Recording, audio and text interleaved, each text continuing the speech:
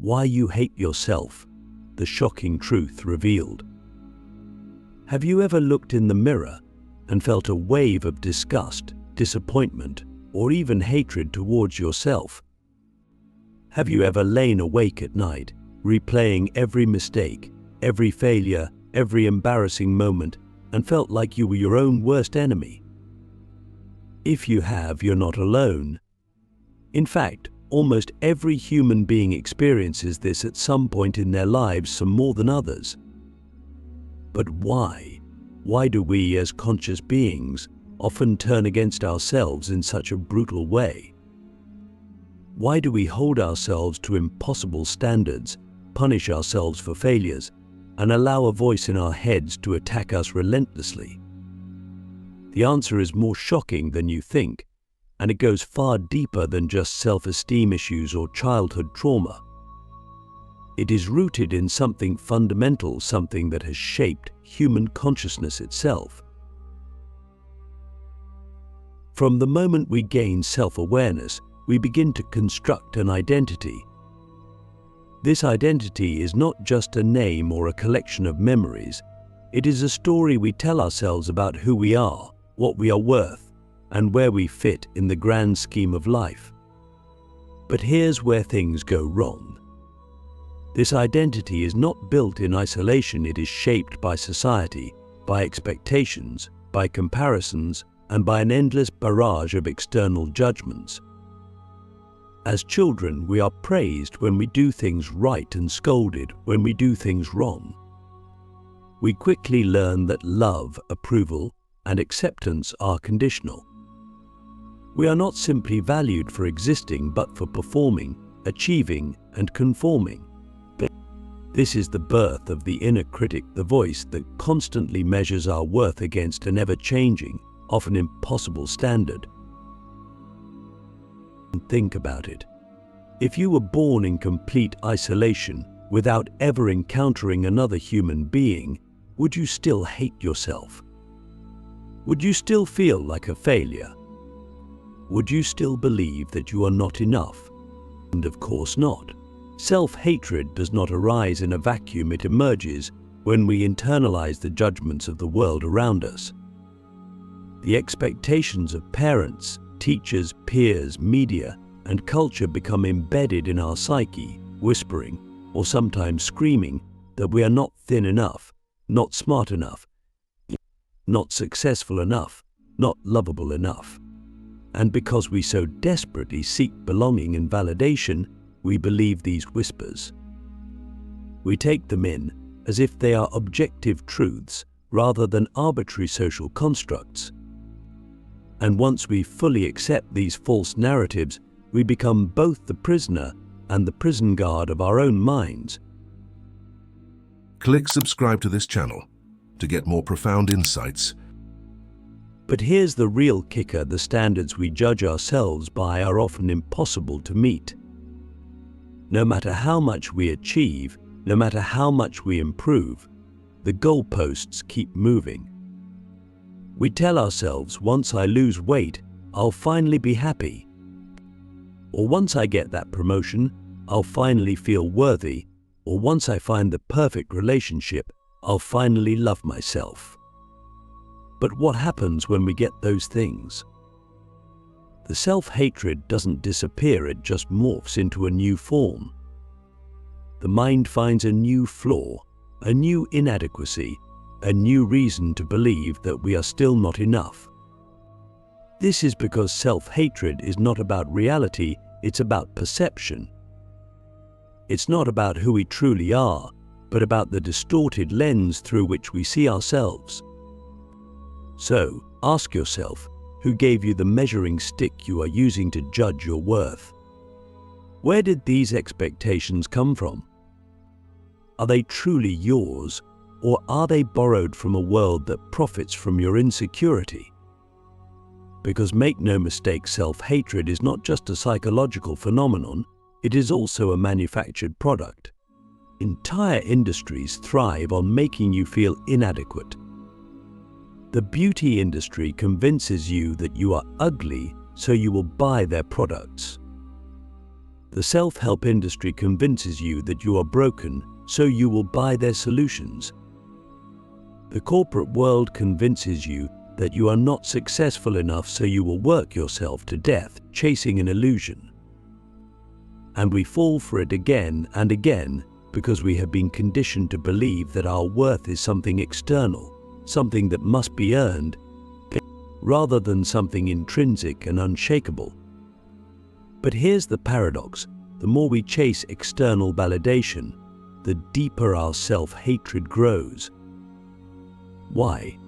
Because deep down we know that no amount of approval, no amount of achievements, and no amount of superficial improvements can fill the void we feel inside. We know that the person we are desperately trying to become is not truly us. It is a fictional ideal, a mirage in the desert of self-doubt. And the more we try to become this false self, the more we betray our true essence. This betrayal, whether conscious or unconscious, creates an unbearable tension within us. It is the root of our inner war. It is why we feel like we are never enough, because we are trying to be something we are not, something that does not even exist. So, what is the way out? How do we break free from this cycle of self-loathing? The first step is awareness, truly seeing the mechanisms that fuel our self-hatred. We must recognize that the standards we judge ourselves by are illusions, that the voice in our head is not our own, and that our worth has never been in question. But recognizing this is not enough. We must also unlearn the lies we have been told. We must rebel against the conditioning that has made us our own worst enemy. We must stop waiting for permission to love ourselves and start realizing that self-love is not a reward for perfection, it is the foundation of true freedom. The hidden war within you, why your mind is your greatest enemy. If you have ever felt like you are trapped in an endless battle with yourself, you are not imagining it. There is a war happening inside you, a war between who you are and who you think you should be, between your desires and your fears, but between the voice of your true self and the voice that has been programmed into you over years of conditioning. This war is not fought with weapons, but with thoughts. And the battlefield is your own mind. The most dangerous part. Most people don't even realize they are fighting. They wake up every day carrying the weight of self-doubt, self-criticism, and self-sabotage without ever questioning where these thoughts come from or why they are there. They assume that this is just the way things are, that their mind is simply reflecting reality. But the truth is far darker. Your mind is not just a mirror, it is also a manipulator. It does not simply show you the world as it is. It distorts, exaggerates, and fabricates narratives that keep you trapped in suffering. Why does the mind do this? Because at its core, the mind is not designed for happiness, it is designed for survival. It is built to detect threats, avoid pain, and seek control. And in the modern world, where physical threats are rare, the mind turns against itself, inventing new dangers in the form of self-doubt, anxiety, and insecurity. It convinces you that you are not good enough, not smart enough, not successful enough, not because these things are true, but because the mind is always looking for something to fix, something to fear, something to control. This is why no matter how much you achieve, no matter how much you improve, your mind will always find a new flaw, a new problem, a new reason to keep you in a state of dissatisfaction. It is a survival mechanism that has outlived its usefulness, a glitch in the system that keeps you locked in an endless cycle of self-criticism and self-hatred. But here's where things get even more disturbing. The mind is not just your enemy, it is also a master manipulator.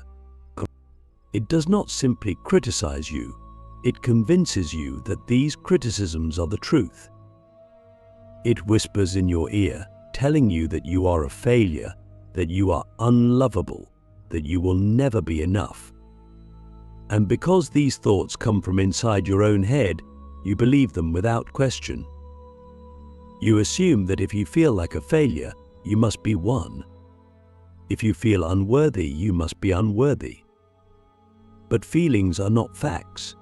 They are illusions created by a mind that is constantly distorting reality. And yet, we allow these illusions to control us. We allow them to dictate our confidence, our actions, our entire sense of self. We mistake the voice of self-doubt for the voice of truth, not realizing that this voice is nothing more than the echoes of past conditioning, outdated fears, and deeply ingrained insecurities. So, ask yourself, who is truly in control of your mind? Is it you, or is it the voice of every person who has ever criticized you, every insecurity you have ever internalized, every societal expectation that has ever been forced upon you? Because if you do not take conscious control of your thoughts, they will control you. They will shape your reality, limit your potential, and keep you trapped in a prison of your own making. This is why people can achieve everything they ever wanted and still feel empty. This is why people who seem to have it all still struggle with self-hatred. Because the mind does not care about reality, it only cares about the stories it tells. And if those stories are poisoned with self-doubt, no amount of external success will ever bring inner peace. But here's the good news. If the mind is the enemy, it can also be reprogrammed. If it is capable of creating suffering, it is also capable of creating freedom. The key is awareness, becoming conscious of the narratives that run your life, questioning the thoughts that attack you, and realizing that just because a thought appears in your mind does not mean it is true. You are not your thoughts. You are the observer of your thoughts. And the moment you recognize this, you gain power over them. The moment you stop identifying with the voice of self-doubt, it begins to lose its grip on you. But this is not an easy battle. It requires constant vigilance, constant questioning, constant rebellion against the conditioning that has kept you small. But it requires the courage to face your darkest thoughts without running from them, to challenge the narratives that have controlled you for years, and to rewrite the story of who you are on your own terms. Because make no mistake, if you do not actively choose your beliefs, society will choose them for you. If you do not take control of your mind, it will be controlled by forces that do not have your best interests at heart. The illusion of self-improvement, why you will never be enough, and why that's a lie. You have been sold a dream. A dream that tells you that one day, if you work hard enough, fix enough of your flaws, and become the best version of yourself, you will finally be enough. You will finally feel worthy, finally feel at peace, finally escape the crushing weight of self-doubt. This is the great illusion of self-improvement, the belief that happiness, confidence, and self-love are waiting for you just beyond the next achievement, the next milestone, or the next transformation. But here's the brutal truth: there is no finish line. There is no point at which you will suddenly feel whole, because the very idea that you are not enough is a lie that was planted in you, not a fact about who you are. Look at the world around you. The self-improvement industry is worth billions of dollars, built on one simple premise, convincing you that you are broken and then selling you the cure. Every book, every seminar, every life-changing program operates on the assumption that something is wrong with you, that you are incomplete, that you need to be fixed. And the most dangerous part, you believe it. You chase growth, not because you genuinely desire evolution, but because you are running from the fear that you are not enough as you are. You set goals, not out of inspiration, but out of desperation to escape the gnawing feeling of inadequacy that has been drilled into you since childhood. But ask yourself, when has achieving something ever given you lasting peace? When has reaching a goal permanently silenced the voice of self-doubt? The truth is, it never does. Because as soon as you accomplish one thing, your mind immediately moves the goalpost. If you lose weight, the mind starts obsessing over something else: your job, your relationships, your financial status. If you get a promotion, the mind tells you it's still not enough. You need to make more money, gain more recognition, prove yourself even further. And so, you spend your entire life chasing a version of yourself that does not exist, believing that happiness is always just out of reach. This is the trap of self-improvement. It keeps you believing that fulfillment is something external, something that must be earned rather than something that already exists within you. But what if the real secret to happiness is not becoming someone new, but unlearning the belief that you were ever inadequate in the first place? What if there is nothing wrong with you?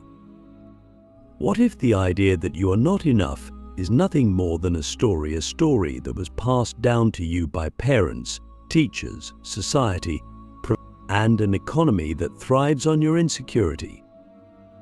Think about it. Who benefits from you believing that you are broken? Who profits from your self-doubt? The answer is clear.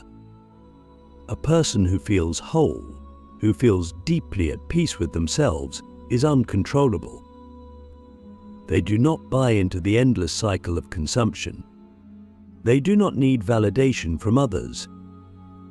They do not chase success out of fear. They live freely, not because they have achieved enough, but because they understand that their worth was never in question to begin with. So, what if you stopped chasing? What if you stopped believing the lie that you need to become better to be worthy of love, happiness, and peace? What if you embraced the radical idea that you are already enough, right now, exactly as you are? This does not mean you stop growing or evolving. It means that growth is no longer driven by self-hatred, but by self-love. It means that you improve not because you are lacking, but because you enjoy the process of becoming. It means you can finally step off the hamster wheel of not enough and start living, truly living, without the constant anxiety of proving your worth. Escaping the prison of the mind, how to finally be free from self-hatred. The greatest prison is not made of steel bars or concrete walls. It is the one we build inside our own minds, the one that keeps us trapped in cycles of self-doubt, self-criticism, and endless striving for an approval that never truly satisfies. This prison is invisible, but its walls are strong. It is reinforced by every moment of comparison, every unrealistic expectation, every voice, both external and internal, that tells us we are not enough. But here's the truth that can set you free. This prison is not real. It exists only because you believe in it. And the moment you stop believing in it, it begins to crumble. The key to escaping is not found in achieving more, fixing yourself, or becoming someone different. It is found in seeing through the illusion entirely. It is found in realizing that the voice in your head that tells you that you are unworthy is not your voice. It is an echo of conditioning, of past wounds, and of societal programming that has convinced you that your worth must be earned. But worth is not something that can be earned because it was never lost. You were born worthy. You were born whole. The only thing that changed was that somewhere along the way, you started believing otherwise. So how do you break free? How do you silence the voice that has tormented you for so long? You don't. You don't need to fight the voice. You simply need to stop identifying with it. The thoughts that tell you that you are not good enough are just that, thoughts. They are not reality. They are not truth.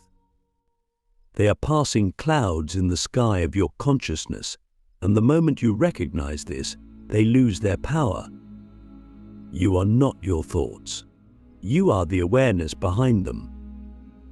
This is the ultimate freedom, not the absence of negative thoughts, not the elimination of self-doubt, but the deep knowing that these things do not define you. You do not need to obey them. You do not need to believe them. You can simply observe them, let them pass, and continue living. And when you do this, something incredible happens. The prison doors swing open. The weight you have carried for years begins to lift.